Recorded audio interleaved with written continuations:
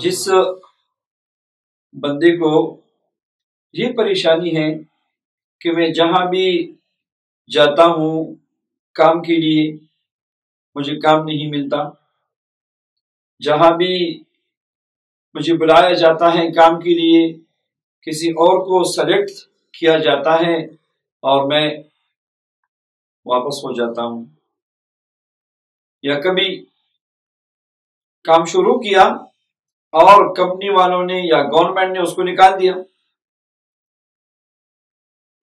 تو جو کام کے سلسلے میں پریشانیاں ہیں، بندشیں ہیں، یہ وظیفہ ان کے لیے بھی اور یہ اسم اعظم ان کے لیے بھی ایک خزانہ ہے، وہ بھی شروع کر سکتے ہیں۔ اس وظیفے کو شروع کریں، توجہ کے ساتھ پڑھیں۔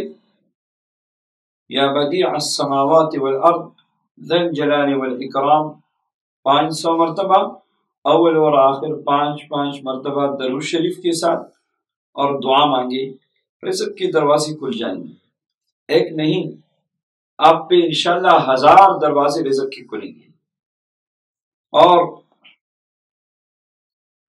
جس گھر میں سکون جس کو نہیں ہے اور یہ پریشانی عام ہوتی جا رہی ہے، گھر کا ماحول ٹھیک نہیں ہے، گھر میں سکون نہیں ہے، اللہ کا دیا ہوا سب کچھ ہے مگر سکون نام کی چیز ہمارے گھر میں نہیں ہے، اور لڑائی جھگڑے ہیں۔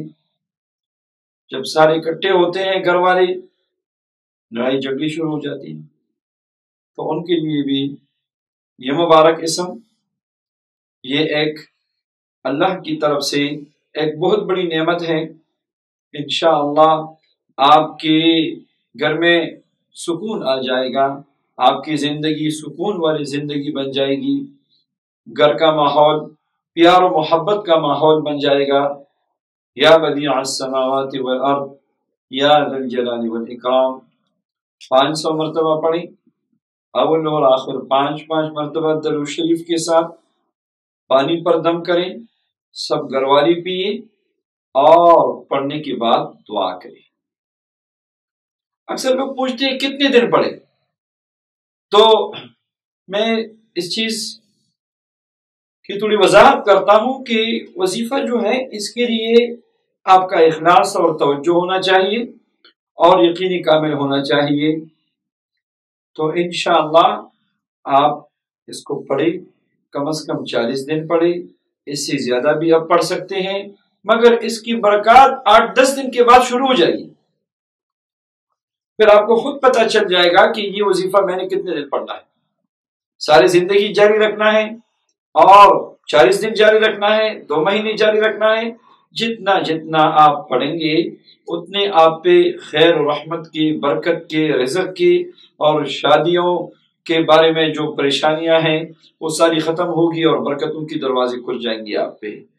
یا بدیع السماوات والارض یا ذا الجلال والاکرام ایسا مبارک اسم اعظم ہے کہ پلک چھپکتی میں آپ کی حاجت پوری ہو جائے گی۔